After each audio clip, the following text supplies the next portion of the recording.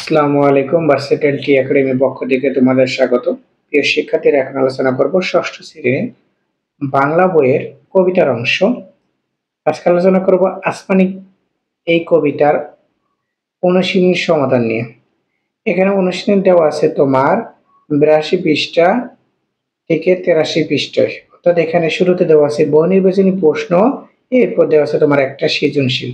এটার সমাধান নিয়ে আজকে আলোচনা করব। চলো এখন আমরা অ্যান্সার ক্লিপটি দেখি। ষষ্ঠ শ্রেণী বাংলা আসমানি কিতাব, পৃষ্ঠা নাম্বার 82। শুরুতে দেওয়া আছে বহু নির্বাচনী প্রশ্ন। বুকে কখানা হাড় কিসের সাক্ষী দেয়? চারটা অপশন দেওয়া আছে। কত হলো অনাহারে। ক অপশন হচ্ছে কি অনাহারে, এটাই সঠিক অ্যান্সার।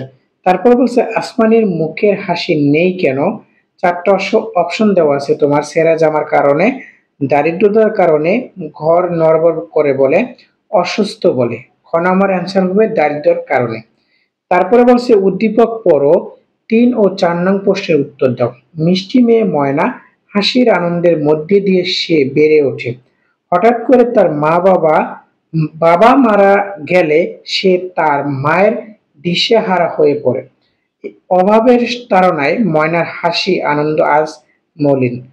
এরপরে বলছে উদ্দীপকের ময়না আসমানি কিতাব আসমানের মিল কোথায়?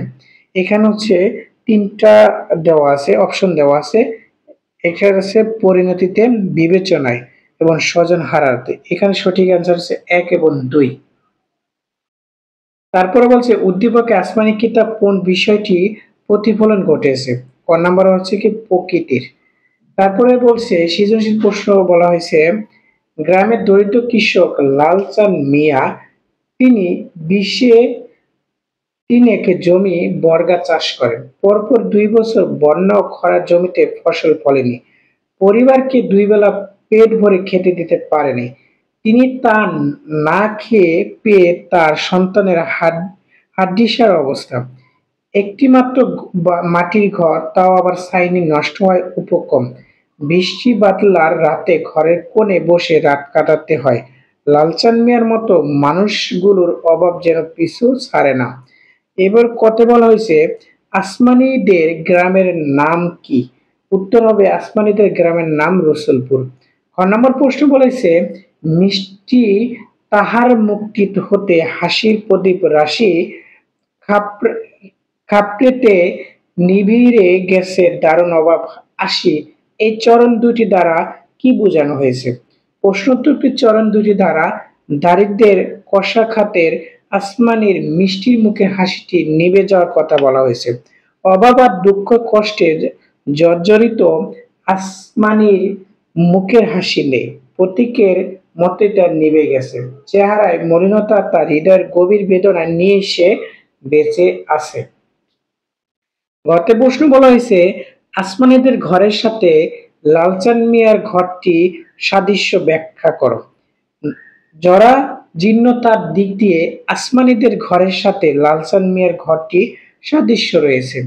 কবি জসিমউদ্দিন তার আসমানি কবিতার দরিদ্র দশা নিপতিত নিপতিত আসমানীদের পরিবারের করুণ চিত্র অঙ্কন করেছে। আসমানীদের বাড়ি যেন বাড়ি না, পাখির বাসা। ভেন্না পাতা দিয়ে যার ছাইনি দেওয়া হয়েছে, সামান্য বৃষ্টি হলে পানি গড়িয়ে পড়ে, একটুখানি হাওয়াতেই ঘরটি নড়বড় করে। এমনি একটি ভাঙাচোরা ঘরে আসমানীরা সারা বছর থাকে। উদ্দীপকের লালচাঁদ দরিদ্র কৃষক, তার পরিবারের 2 বেলা পেট ভরে খেতে পায় না। একটি মাত্র ঘর তাদের, ঘরের ছাইনি নষ্ট হওয়ার উপক্রম। বৃষ্টি বাদলার রাতে ঘরের কোণে বসে তাদের রাত কাটাতে হয়। এখানে আসমানি কিতাবের আসমানীদের ঘরের সাথে লালচাঁদ মিয়ার ঘরটি সাদৃশ্যপূর্ণ, কারণ উভয়ের ঘর জরাজীর্ণ। সামান্য বৃষ্টিপাতে ঘরের ভিতর পানি জমে যায়। তারা উভয়েই অনিরাপদ ঘরে বাস করে। দুর্বল ভঙ্গুর এই ঘরটি যেখানে সময় যে কোনো সময় কি ভেঙে পড়তে পারে।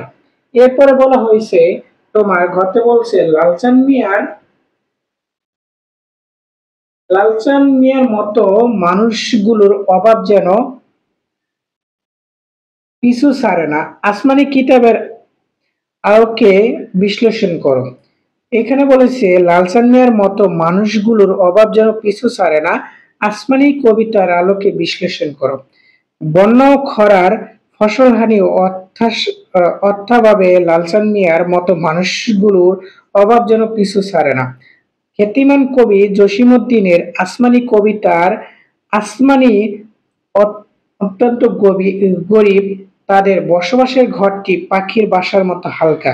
একটু বৃষ্টিতে তাদের ঘরে পানি পড়ে, সামান্য বাতাসে ঘর নড়বড় করে। বুকের কখানা হাত দেখলে বোঝা যায় কদিন সে না খেয়ে আছে। কষ্টে আর বেদনায় মুখে হাসি নেই। অর্থাৎ ভাবেই তাদের এই দুর্দশা।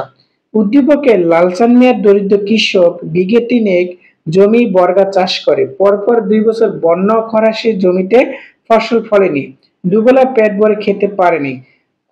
ক্ষুধার তাড়নায় সন্তানদের মুখ কোটরে ভেতরে ঢুকে গেছে, বুকের হাড়গুলো গোনা যায়, জরাজীর্ণ শোয়ার ঘরে পানি পড়ে, বৃষ্টির বাদলা ঘরে কোণে বসে রাত কাটাতে হয়। উদ্দীপক ও আসমানি কি কবিতার পর্যালোচনা করে আমরা বলতে পারি আসমানিরা জীবন সংগ্রামে ক্লান্ত, পরিক্লান্ত। দারিদ্র তাদের একটাই গ্রাস করেছে, যে কোনো মতে কেবল মৃত্যুটাকে ঠেকিয়ে রেখেছে তারা।